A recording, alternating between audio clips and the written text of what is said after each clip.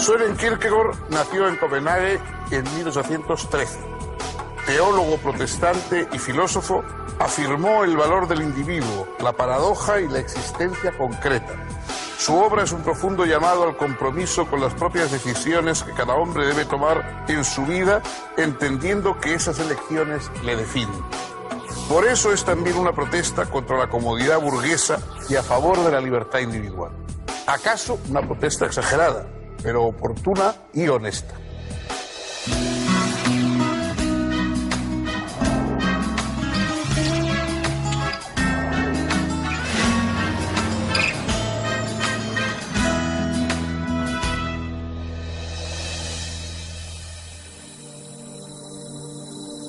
Amigas, amigos, bienvenidos. Muchos filósofos se han esforzado por comprender el mundo. Aristóteles habló del asombro a partir del cual pensamos, reflexionamos, hacemos ciencia. Pero hay también otros sentimientos, quizá incluso más profundos, más urgentes, que nos llevan a pensar. Por ejemplo, el miedo a la muerte, el miedo a la desaparición, el qué será de nosotros. Esa sensación de que nos vamos a perder, de que vamos a desaparecer como si nunca hubiéramos existido, esa es la sensación que está en el corazón de la obra de Søren Kierkegaard, el gran pensador danés, en un lugar, en una dimensión distinta. No es uno de los grandes países filosóficos, y Dinamarca, pero ha producido este extraordinario pensador.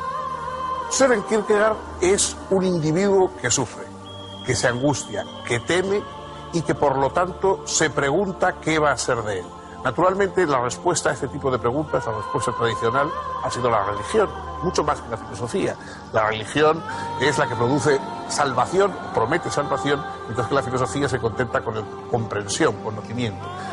En una familia de riguroso espíritu religioso es en el que creció Kierkegaard, y su padre era un personaje realmente obsesionado, traumatizado, diríamos, por la religión, que en un momento determinado, acompañado de su propio hijo, subió a uno de los montes cercanos allí a Copenhague para nada menos que maldecir al cielo, maldecir a Dios, porque él creía que había sido abandonado, que había sido por sus pecados abandonado definitivamente por la divinidad. Todo esto, este mundo traumático, este mundo, digamos, de una fe exasperada, es el mundo en el que crece Kierkegaard. Y Kierkegaard se pregunta, sí, por los temas de la religión, pero no le basta simplemente con cerrar los ojos y entregarse a la fe. Él quiere tener fe, pero también quiere comprender, quiere ir más allá de lo que da simplemente la obediencia a la religión establecida, con la cual él, por otra parte, no se llevaba nada bien. Hay un salto más allá de lo comprensible que es el que hace la religión, y ese es el que quiere dar Kierkegaard. Su obra es una mezcla extraordinaria de literatura, era uno de los grandes y es uno de los grandes escritores sin duda que tiene el mundo filosófico, es una muestra de religión, de literatura, de pensamiento y sobre todo de testimonio humano. Hay algo profundamente humano, profundamente creíble en toda la reflexión de Søren Kierkegaard.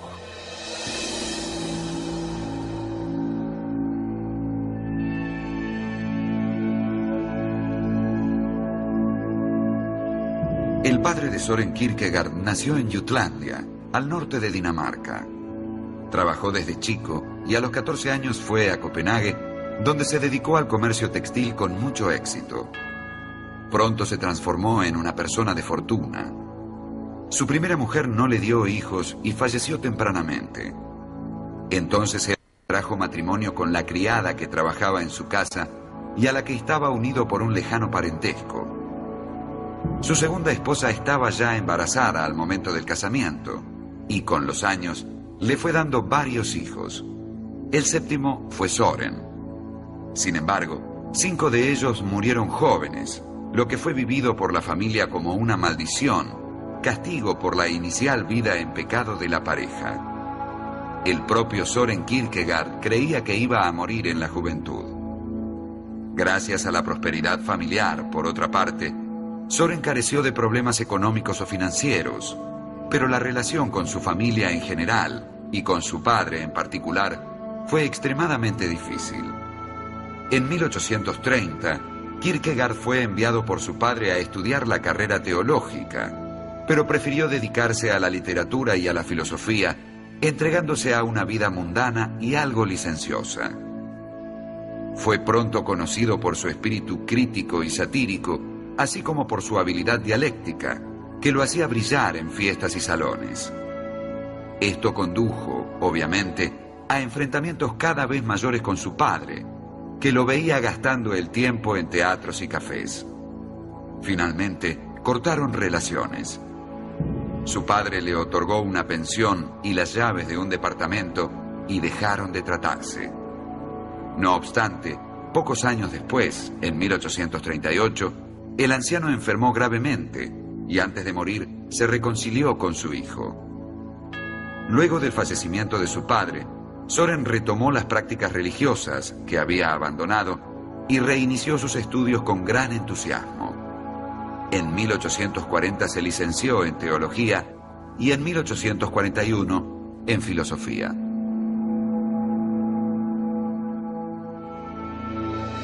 En la época en que vivió Kierkegaard, en comienzos del siglo XIX, la gran filosofía era la filosofía idealista alemana, la filosofía de un Fichte, de un Schelling y sobre todo de Hegel.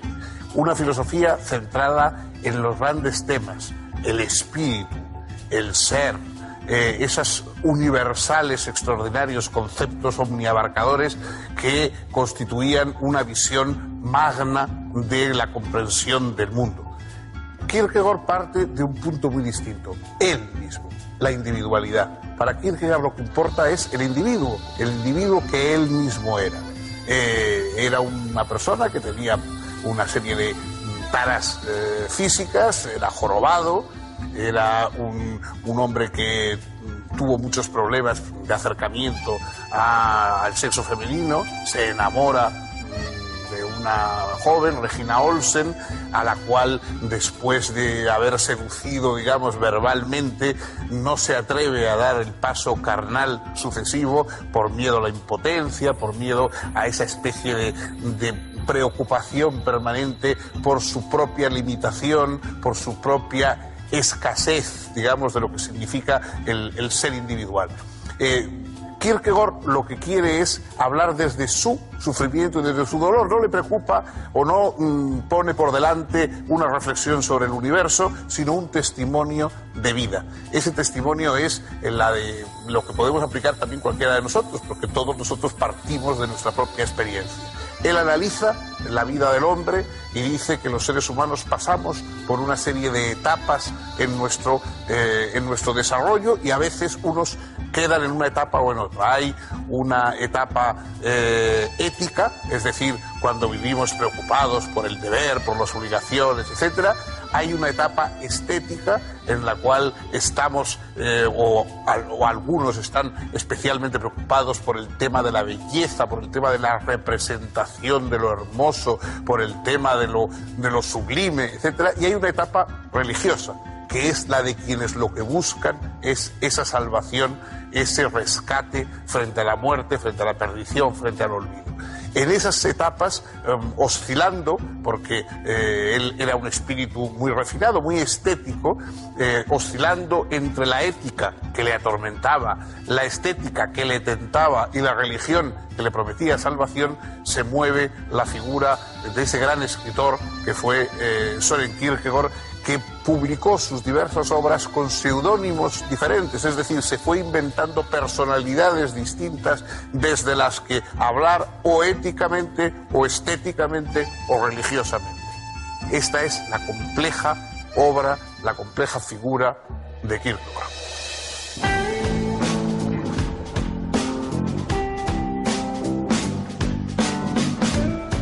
Cuando Kierkegaard conoció a Regina Olsen, ella tenía 14 años. Regina era muy alegre, lo que contrastaba con el carácter en general taciturno de Kierkegaard. La relación duró 3 años, hasta que él rompió el compromiso. Este rompimiento del cual se ha escrito tanto, en realidad tiene que ver con que Kierkegaard temía que el matrimonio, esa instancia que para él era una instancia fundamentalmente ética, fuese una molestia, un obstáculo, algo que lo distrajera de su misión. ¿Y cuál era esta misión de Kierkegaard? En realidad, todo el pensamiento de Kierkegaard giró en torno de dos temas prioritarios. El primero era el del individuo y su existencia concreta, y el segundo tema, que estaba íntimamente relacionado con este, era el de la relación de Kierkegaard con el cristianismo. La crítica, por un lado, del cristianismo que él veía a su alrededor, una especie de humanismo burgués, donde el contenido de la fe había pasado a ser simplemente un hecho social, y donde, según él decía, se cometía la peor de las herejías, la de jugar a ser cristiano. Y por el otro lado, el desafío de ser un verdadero cristiano, desafío que, en última instancia, es imposible. Y esa tensión entre la deseabilidad de ese ideal y la imposibilidad de conseguirlo iba a regir toda la vida de Kierkegaard. Para él, el matrimonio pertenecía al estadio ético de la vida humana, pero su filosofía lo ponía ante una misión que pertenecía claramente al estadio religioso. Quizás esa haya sido la causa profunda del rompimiento con Regina Olsen, a quien, sin embargo, siguió amando. La tesis doctoral de Kierkegaard se tituló El concepto de ironía y giraba en torno de la ironía socrática y del romanticismo. Pero en el fondo, era una crítica a la filosofía hegeliana. Kierkegaard contraponía a la filosofía del sistema una filosofía de la praxis. Por supuesto, según él, la primera había culminado en Hegel, de modo que cuando criticaba al gran filósofo alemán, estaba criticando toda la tradición filosófica occidental desde su lejano origen en Grecia. Para Kierkegaard, Hegel era un cabal representante de la filosofía del sistema, que siempre miraba hacia el pasado y transformaba todo en mediación y en lógica. Este tipo de filosofía pasaba por alto la vida concreta. La vida no es mediación y desenvolvimiento dialéctico. La vida es paradoja y contraste. No procede por síntesis, sino por elección. Y lo que existe en ella no es el absoluto, sino el individuo y sus elecciones.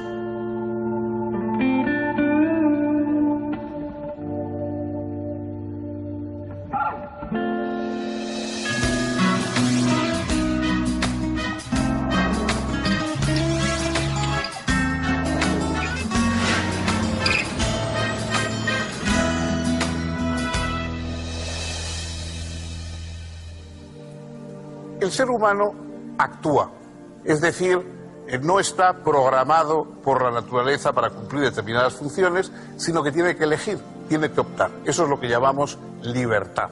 La libertad es, sencillamente, que no tenemos nuestros objetivos biológicos, zoológicos, determinados de una manera fija, como el resto de los animales, sino que tenemos una amplia capacidad de posibilidades distintas frente a las que tenemos que optar. Y entonces dice Kierkegaard, ¿por cuál? Ese sentimiento de vacío, ese sentimiento de no tener ninguna obligación, de poder ir hacia acá, hacia allá, de poder decir sí, no, es lo que, según el pensador danés, nos produce angustia. La angustia es la que sentimos ante el vacío de la libertad, porque ese vacío de la libertad corresponde también al propio vacío de la muerte que presentimos. De modo que el espíritu tiembla, se angustia y, en último término, puede buscar la fe. Pero la fe es a su vez también algo temible, porque la divinidad no nos promete en principio razones, comprensión, utilidad, sino que hay que elegir entre el mundo de la razón y el mundo de lo útil, el mundo de lo verosímil y el mundo de la fe, que es una ruptura absoluta con todo eso. De ahí, por ejemplo, el modelo de la divinidad de Jehová, cuando nada menos que ordena a un padre que suba a un monte y ejecute a su propio hijo. En esa historia bíblica del padre que lleva aterrorizado pero lleno de fe su hijo al monte y está a punto de matarlo hasta que le detiene la mano de Dios, está esa especie de absurdo terrible de la divinidad. La divinidad lo que quiere decir es: no valen ninguno de los razonamientos humanos, no valen ni siquiera los razonamientos éticos que hacen que un padre no pueda matar a su hijo. O crees o no crees, o entras en el mundo de la creencia y entonces todo es posible, puesto que para Dios todo es posible, no hay nada necesario, ni siquiera el pasado, todo puede ser cambiado, todo puede ser borrado. Entrar en el mundo de Dios es entrar en el mundo de la posibilidad pura y abierta permanentemente, o nos permanecemos en el mundo de lo necesario, de lo mecánico, de lo natural, ¿no? Esta es la opción de Kierkegaard, y Kierkegaard busca, probablemente, él dice que nunca encontró fuerza suficiente para convertirse en lo que él llamaba el caballero de la fe, el que es capaz de dar el salto y decir: ahí queda el mundo con su necesidad y con su razón, y yo me entrego a lo irracional, pero salvo. Ese es el planteamiento extremo de Kierkegaard, el planteamiento en el que se desgarró a lo largo de toda su vida.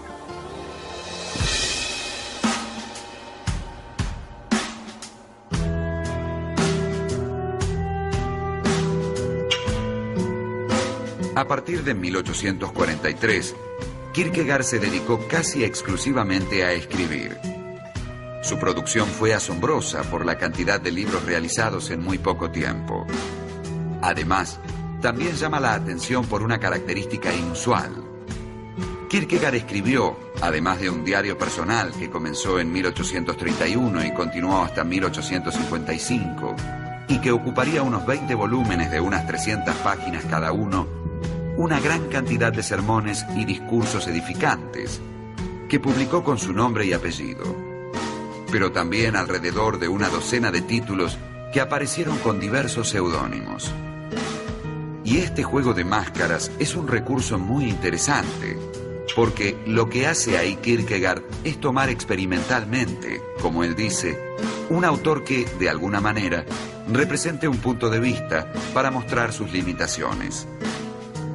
Por ejemplo, en Temor y Temblor, el autor aparece firmando como Johannes de Silencio y cuenta la historia de Abraham, que va a sacrificar al hijo porque Dios se lo ordenó. Cuando uno lee, se da cuenta de que hay en el presunto autor, no en Kierkegaard, sino en este de Silencio, a pesar de sus intenciones, una imposibilidad de comprender lo que pasa en Abraham.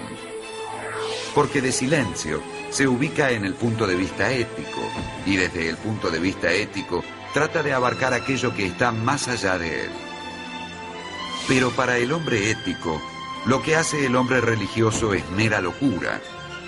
Este tipo de juego se va a dar siempre con los seudónimos. En realidad, los seudónimos no implican ningún ocultamiento de identidad. En Copenhague todo el mundo sabía quién era el autor de sus libros. En uno de sus escritos, Kierkegaard decía que a lo largo de los años había ido acumulando fantasmas y que el uso de seudónimos le permitía sacarlos de sí. Es decir, tomar un punto de vista y desarrollarlo para ver hasta dónde podía llegar. A partir del estudio de diversos personajes, como Sócrates, Don Juan, Fausto y Antígona, entre otros, y a través de los diferentes seudónimos utilizados, Kierkegaard pudo exponer distintas opciones de vida, o, como él decía, diferentes estadios. Se trataba básicamente de 3 estadios: el estético, el ético y el religioso. Entre ellos no había mediación posible, sino solo riesgo, salto, decisión. Por ejemplo, encontramos que hay un período que comienza en 1843 y va hasta 1847, donde el seudónimo que más aparece es Johannes Climacus, y no deja de llamar la atención que los escritos posteriores, de 1848 a 1851, tienen como seudónimo Anticlimacus, es decir, lo contrario. Y el punto de vista de este Anticlimacus es el punto de vista de lo que Kierkegaard consideraba que era realmente el punto de vista del cristianismo. Para él, la fe es una relación personal entre el individuo y el tú absoluto que lo interpela. esa relación es resignación y confianza infinitas. Es un salto sobre el abismo de la incertidumbre.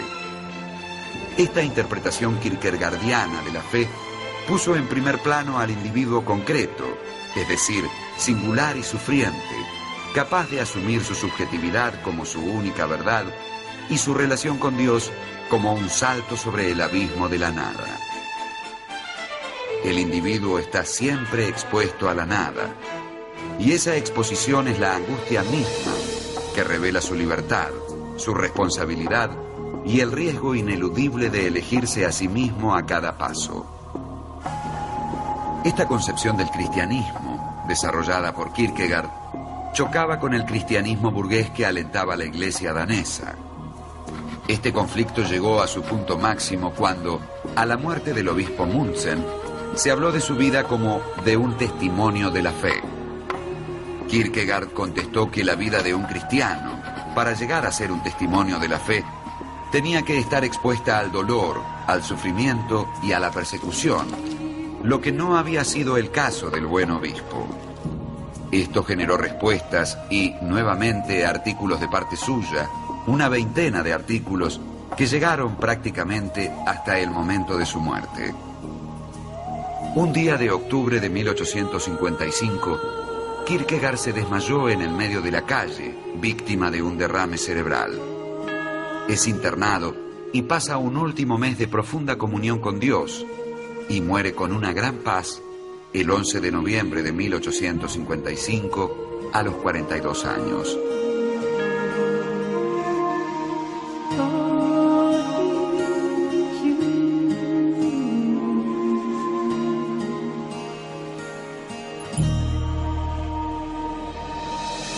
Søren Kierkegaard escribió, y muy bien por cierto, toda su obra en danés, que naturalmente es una lengua de un reducido número de hablantes y además no de las principales lenguas europeas en el terreno del intelecto, de la ciencia, etc. Durante mucho tiempo, a pesar de que en su época gozó de notoriedad y fue un hombre conocido, él pasó desapercibido porque el mundo en el que había ejercido su pensamiento y su polémica no era en los grandes centros europeos. Poco a poco fue siendo descubierto. Bastantes décadas después de la muerte es cuando Kierkegaard empieza a ser descubierto, y empieza a ser descubierto como embrión de eso que luego se llamará en el siglo XX existencialismo.